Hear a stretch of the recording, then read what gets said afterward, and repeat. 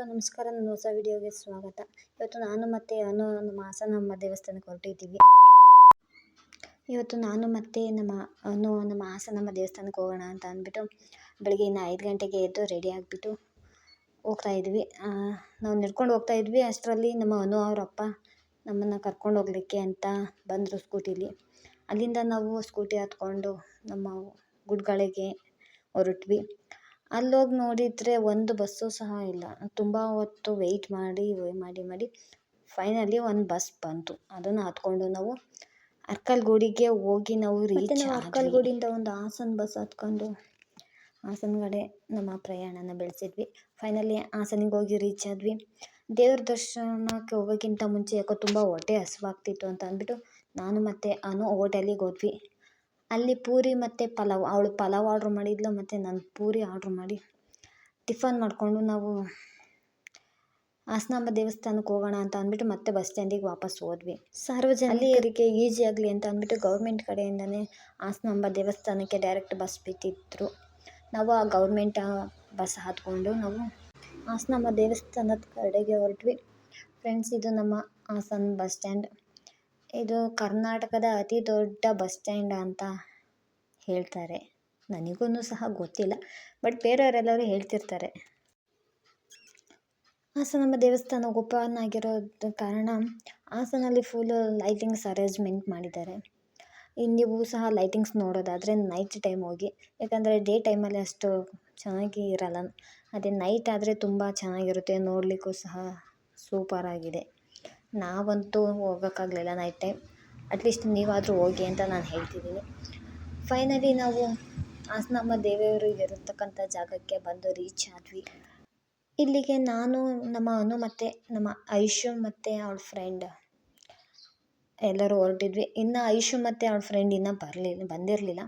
So ನಾನು ಅನು ಸಹ ಹೊರಟ್ವಿ. ಬಸ್ಸಿಂದ ಇಳ್ಕೊಂಡ್ಬಿಟ್ಟು ನಾವು ಹೊರಟ್ವಿ. ಅಲ್ಲಿದ್ದವರೆಲ್ಲ ನಾನು ವೀಡಿಯೋ ಮಾಡೋದನ್ನೇ ನೋಡ್ತಿದ್ದಾರೆ, ಎಂತ ಮಾಡ್ತಿದ್ದಾರೆ ಇವರು ಅಂತ. ಫೈನಲಿ ನಾವು ಹಾಸನಾಂಬ ದೇವಸ್ಥಾನಕ್ಕೆ ಬಂದ್ವಿ. ಆದರೆ ಏನು ಗೊತ್ತಾ, ನನ್ನ ಇನ್ನೊಬ್ಳು ನಾದಿನಿ ಬರಬೇಕು. ಸೊ ಹಾಗಾಗಿ ಅಲ್ಲಿ ತನಕ ಒಂದು ಜಾತ್ರೆ ರೌಂಡ್ ಹೊಡೆಯೋಣ ಅಂತ ಹೋಗ್ತಾ ಇದ್ದೀವಿ. ನೋಡಿ, ಈ ನಮ್ಮ ಅನು ಅದಕ್ಕೆ ಜಾತ್ರೆ ನೋಡೋಣ ಅಂತ ಕರ್ಕೊಂಡು ಹೋದ್ಲು. ನಾನೇನೋ ಜಾತ್ರೆ ನಡೀತಾ ಇರ್ಬೋದು ಈ ಸೈಡೆ ಅಂತ ಅಂದ್ಬಿಟ್ಟು ಹೊರಟ್ವಿ. ಅಲ್ಲಿ ಸ್ವಲ್ಪ ದೂರ ಹೋದ್ಮೇಲೆ ನಮಗೆ ಗೊತ್ತಾಗಿದ್ದು ಇದು ಜಾತ್ರೆ ನಡೆಯೋ ಜಾಗ ಅಲ್ಲ, ಹಾಸನಾಂಬ ದೇವ್ರದ್ದು ಇರ್ತಕ್ಕಂಥ ಜಾಗ ಅಂತ. ಆಲ್ಮೋಸ್ಟ್ ನಾವು ಅರ್ಧಕ್ಕೆ ಹೊರಟ್ಬಿಟ್ಟಿದ್ವಿ. ಇನ್ನು ವಾಪಸ್ ಹೋದರೆ ಅಲ್ಲಿರ್ತಕ್ಕಂಥ ಪೊಲೀಸ್ ಮತ್ತು ಇನ್ನು ಎಲ್ಲರೂ ಬೈತಾರೆ ಅಂತ ಅಂದ್ಬಿಟ್ಟು ಐಶು ಅವರು ನಿಧಾನಕ್ಕೆ ಬರ್ತಾ ಇರಲಿ. ಅಷ್ಟರಲ್ಲಿ ನಾವು ದರ್ಶನ ಮುಗಿಸ್ಕೊಂಬರೋಣ, ಮತ್ತಿನ್ನೊಂದು ರೌಂಡ್ ಅವ್ರು ಬಂದಮೇಲೆ ಮತ್ತಿನ್ನೊಂದು ರೌಂಡ್ ಹೋಗಿದ್ರಾಗತ್ತೆ ಅಂತ ಅಂದ್ಬಿಟ್ಟು ನಾನು ಮತ್ತು ಅನು ದೇವ್ರ ದರ್ಶನಕ್ಕೆ ಅಂತ ಹೋದ್ವಿ. ಇಲ್ಲಿ ದರ್ಶನಕ್ಕೆ ಸುಲಭವಾಗಿ ವ್ಯವಸ್ಥೆಯನ್ನು ಮಾಡಿದ್ದಾರೆ, ಯಾವುದೇ ತೊಂದರೆ ಆಗಬಾರ್ದು ಸಾರ್ವಜನಿಕರಿಗೆ ಅಂತ ಅಂದ್ಬಿಟ್ಟು. ನೋಡಿ ಎಷ್ಟು ನೀಟಾಗಿ ವ್ಯವಸ್ಥೆನ ಮಾಡಿದ್ದಾರೆ. ಅಂದರೆ ಬರ್ತಕ್ಕಂಥ ಭಕ್ತಾದಿಗಳು ಯಾವುದೇ ತೊಂದರೆ ಇಲ್ಲದೆ ದರ್ಶನ ಮಾಡಲಿ ಅಂತ ವ್ಯವಸ್ಥೆಯನ್ನು ಮಾಡಿದ್ದಾರೆ. ಇದು ನಮ್ಮ ಹಾಸನಾಂಬ ದೇವರು. ಇಲ್ಲಿ 3 ದೇವರುಗಳಿದೆ. ಇದರದ್ದೇ ಆದಂಥ ಒಂದು ಕಥೆ ಇದೆ. ಇದರ ವೈಶಿಷ್ಟ್ಯತೆ ಏನಪ್ಪ ಅಂತಂದರೆ, ಇದನ್ನು ವರ್ಷಕ್ಕೆ ಒಂದೇ ಸಲ ಬಾಗಿಲನ್ನು ಓಪನ್ ಮಾಡ್ತಾರೆ. ಇದು ದೀಪ ಸಹ ಆರಿರಲ್ಲ ಮತ್ತು ಮುಡಿಸಿರ್ತಕ್ಕಂಥ ಹೂವು ಸಹ ಬಾಡಿರಲ್ಲ ಅನ್ನೋದು ವೈಶಿಷ್ಟ್ಯತೆ ಇದೆ. ಇದು ಎಲ್ಲರಿಗೂ ನೆಚ್ಚಿನ ದೇವತೆಯಾಗಿದೆ. ನಮ್ಮ ಹಾಸನದ ಭಕ್ತಾದಿಗಳಿಗಂತೂ ತುಂಬ ನಂಬಿಕೆ ಇರ್ತಕ್ಕಂಥ ದೇವರು ಅಂತ ಹೇಳಬಹುದು. ನಮ್ಮ ಐಶು ಅವ್ರು ಬರೋ ಅಷ್ಟರಲ್ಲಿ ದರ್ಶನ ಮುಗಿಸೋಣ ಅಂತ ಹೊರಟ್ವಿ. ಈಗ ಮೊನ್ನೆ ಅಷ್ಟೇ ಯುವ ದಸರಾದಲ್ಲಿ ಕಾಣಿಸ್ಕೊಂಡಿರ್ತಕ್ಕಂಥ ಪಾಪ್ಕಾರ್ನ್ ಮಾರ್ತಕ್ಕಂಥ ಹುಡುಗ ಡ್ಯಾನ್ಸ್ ಮಾಡಿ ವೈರಲ್ ಆಗಿದ್ರು ಅಂತ ನೀವು ಕೇಳ್ಪಟ್ಟಿದ್ರಿ. ಈಗ ಅದೇ ಹುಡುಗ ಸಹ ನಮ್ಮ ಹಾಸನಲ್ಲೂ ಸಹ ತಮ್ಮ ವೃತ್ತಿಯಾದಂಥ ಪಾಪ್ಕಾರ್ನ್ ಮಾರ್ತಾ ಇದ್ರು. ಅದನ್ನು ನಾವು ಸಹ ನೋಡಿದ್ದೆ. ಮೈಸೂರಿನ ಯುವ ದಸರಾದಲ್ಲಿ ನೃತ್ಯದ ಮೂಲಕ ಸಾಕಷ್ಟು ಜನಕ್ಕೆ ಗಮನ ಸೆಳೆದಂತ ನಂದೋ ನಮ್ಮೊಂದಿಗೆ ಇರದೆ ಅವ್ರಿಗೆ ಮಾತಾಡ್ತಾ ಹೋಗ್ತೀನಿ. ಮೈಸೂರಿನಲ್ಲಿ ಆಯ್ತು, ಈಗ ಡ್ಯಾನ್ಸ್ ಇಲ್ಲಿ ಮುಂದುವರಿಯತ್ತ ಸರ್? ಮಾಡದ ಜನಗಳೆಲ್ಲ ಪ್ರೀತಿಯಿಂದ ಇಟ್ಟವ್ರೆ, ಪ್ರೀತಿಯಿಂದ ಮಾತಾಡದ ಏನಂತೀರ ಸರ್? ಅವರು ಚೆನ್ನಾಗಿ, ಅವ್ರಿಗೂ ಸ್ವಲ್ಪ ಬೆಲೆ ಕೊಡೋದಲ್ವ, ಅವರು ನಮ್ಮ ಅಕ್ಕ ತಂಗಿರ್ತಾರೆ, ಅವರು ಗೌರವ ಕೊಟ್ರೆ ಗೌರವ ಉಳಿಸ್ಕೋಬೇಕು. ಇಲ್ಲಿ ಯಾರು ಕೆಟ್ಟ ಮಾತ್ರ ಎಲ್ಲ ಯಾರು ಕೊಡ್ತಾರೆ ಸರ್ ಮರ್ಯಾದೆ? ಯಾರು ಕೊಡಲ್ಲ. ಹೋಗಪ್ಪ ಯಾಕೆ ಬೆಳೆಸ್ತೀರಾ ಅಂತಾರೆ. ಬಡವ್ರ ಮಕ್ಕ ಬೆಳಿಬೇಕು ಸರ್, ಅದೇ ನನ್ ಖುಷಿ. ಬಂತು ಅಂದ್ರೆ ಮೈಸೂರಲ್ಲಿ ನೃತ್ಯ ಮಾಡಿದ್ರೆ ಇಡೀ ಕರ್ನಾಟಕಕ್ಕೆ ಎಲ್ಲಾ ಕಡೆ ಟ್ರೋಲ್ ಆಯ್ತು. ಮತ್ತೆ ಖುಷಿ ಆಯ್ತಾ ನಿಮಗೆ? ಸರ್ ಬಹಳ ಖುಷಿ ಆಗ್ತಿದೆ. ಬಂದವರೆಲ್ಲ ಮಾತಾಡ್ತಾರೆ, ಸೆಲ್ಫಿ ತಗೋತಾರೆ, ಖುಷಿಯಿಂದ ರೆಸ್ಪೆಕ್ಟ್ ಆಗಿ ಕೊಡ್ತೀನಿ. ನಾನು ಅವರು ರೆಸ್ಪೆಕ್ಟ್ ಕೊಡ್ತಾರೆ, ನಾನು ರೆಸ್ಪೆಕ್ಟ್ ಪ್ರೀತಿಯಿಂದ ಮಾತಾಡ್ತೀನಿ ಸರ್. ಈಗ ಆಸ್ತಾಂಬ ದರ್ಶನಕ್ಕೆ ಬಂದಿದ್ದೀರಾ, ಎಷ್ಟು ದಿನದಿಂದ ಬಂದಿದ್ದೀರಾ? ಇವತ್ತು ಬಂದಿದ್ದ ಇಲ್ಲ ಎಷ್ಟು ದಿನ ಆಯ್ತು ಇಲ್ಲಿ ಬಂದು? ಸರ್ ಬಂದು 5 ದಿನ ಆಯ್ತು ಸರ್. 5 ದಿನ ವ್ಯಾಪಾರ ಮಾಡ್ತಾ ಇದ್ದೀನಿ. ಪಾಪ್ಕಾರ್ನ್, ಚಿಪ್ಸ್, ಕಡಲೆ ಮಿಠಾಯಿ. ನಿಜವಾದ ಮಾತು ನಂದ ಅವರು ಹೇಳಿದ್ದು. ಬಡವ್ರ ಮಕ್ಕಳು ಬೆಳಿಬೇಕು, ಜೀವನದಲ್ಲಿ ಸಹ ಅವರು ಸಹ ಮುಂದೆ ಬರಬೇಕು ಅನ್ನೋದೇ ನಮ್ಮ ಆಶಯ. ದೇವರು ಅವರಿಗೆ ಆರೋಗ್ಯ ಆಯಸ್ಸು ಕೊಟ್ಟು ಕಾಪಾಡಲಿ. ದೇವಾಲಯದ ಆವರಣದಲ್ಲಿ ನಮ್ಮ ಕನ್ನಡ ಸಂಸ್ಕೃತಿಯ ಮೆರುಗಿನ ಚಿತ್ರಗಳನ್ನೇ ಸಹ ಬಿಡಿಸಿದ್ದಾರೆ. ನೋಡೋದಕ್ಕೆ ಮಾತ್ರ ಅರೇಂಜ್ಮೆಂಟ್ಸ್ ಸಹ ತುಂಬಾ ಚೆನ್ನಾಗಿ ಮಾಡಿದ್ರು ನೋಡಿ. ಇದೆಲ್ಲ ನಮ್ಮ ಪುರಾತನ ಕಾಲದ ದೇವಾಲಯಗಳನ್ನೇ ಮಾಡಿದ್ದಾರೆ. ನನಗೆ ತುಂಬ ಇಷ್ಟವಾದ ದೇವರು ಅಂತಂದರೆ ಕೃಷ್ಣ. ನೀವು ನೋಡ್ತಿರ್ಬೋದು, ನಾವೀಗ ದೇವಸ್ಥಾನದ ಹತ್ರ ಬಂದ್ವಿ.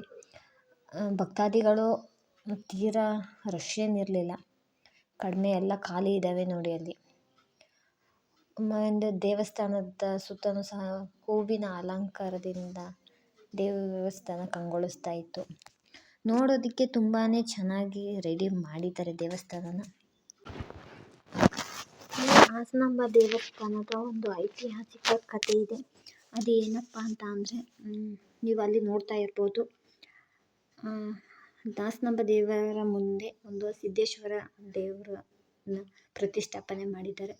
ಅದು ಐತಿಹಾಸಿಕ ಕಥೆ ಏನಪ್ಪ ಅಂತ ಅಂದರೆ, ಸಪ್ತಮಾತೃಕೆಯರು ವಾಯುವಿಹಾರಕ್ಕೆ ಅಂತ ದಕ್ಷಿಣ ಭಾರತದ ಕಡೆ ವಲಸೆ ಬಂದಾಗ ಇಲ್ಲಿನ ಪ್ರಕೃತಿಯ ಸೌಂದರ್ಯಕ್ಕೆ ಸೋತು ಹೋಗಿ ಇಲ್ಲೇ ನೆಲೆಸಬೇಕು ಅಂತ ತೀರ್ಮಾನ ಮಾಡಿ 6 ಜನ ಸಪ್ತಮಾತೃಕೆಯಲ್ಲಿ ಹಾಸನದಲ್ಲಿ 3 ಜನ ಸಪ್ತಮಾತೃಕೆಯರು ನೆಲೆಸಿದ್ರಂತೆ. ಅವರು ಯಾರಪ್ಪ ಅಂತಂದರೆ ವೈಷ್ಣವಿ, ಕೌಮಾರಿ ಮತ್ತು ಮಹೇಶ್ವರಿ ಅಂತ.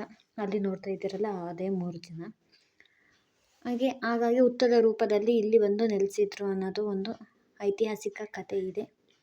ನಾವು ಇನ್ನು ಅಲ್ಲಿಂದ ದೇವ್ರ ದರ್ಶನ ಮಾಡಿಕೊಂಡು ಜಾತ್ರೆ ನೋಡೋಣ ಅಂತ ಅಂದ್ಬಿಟ್ಟು ನಮ್ಮ ಐಶು ಅವರು ದರ್ಶನ ಮಾಡ್ತಾಯಿದ್ರು.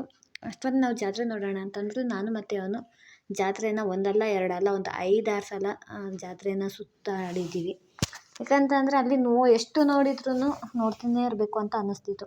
ಹಾಗೆ ಜಾತ್ರೆ ನೋಡಿಕೊಂಡು ಪಕ್ಕದಲ್ಲಿರ್ತಕ್ಕಂಥ ಒಂದು ಗಣಪತಿ ದೇವಸ್ಥಾನದ ಹತ್ರ ಬಂದು ನಾನು ಅವನು ಅಲ್ಲಿ ದೇವರ ದರ್ಶನ ಪಡ್ಕೊಂಡು ಅಲ್ಲಿ ಸ್ವಲ್ಪ ಹೊತ್ತು ವಿಶ್ರಾಂತಿ ತೊಗೊಂಡು ಮತ್ತೆ ಅಲ್ಲಿಂದ ಐಶು ಅವರು ಬಂದ ಮೇಲೆ ನಾನು ಮತ್ತು ಐಶು, ಅನು, ಇನ್ನು ಅವಳ ಫ್ರೆಂಡ್ ಪಮ್ಮಿ ಎಲ್ಲರೂ ಮತ್ತೆ ಇನ್ನೂ ಒಂದು ರೌಂಡು ಜಾತ್ರೆ ಸುತ್ತಕೊಂಡು ನಾವು ನಮ್ಮ ಹಾಸನದಿಂದ ಅಂತ ಬಸ್ ಸ್ಟ್ಯಾಂಡ್ ಕಡೆ ಊರಿನತ್ತ ಪ್ರಯಾಣ ಬೆಳೆಸೋಣ ಅಂತ ಹೊರಟ್ವಿ.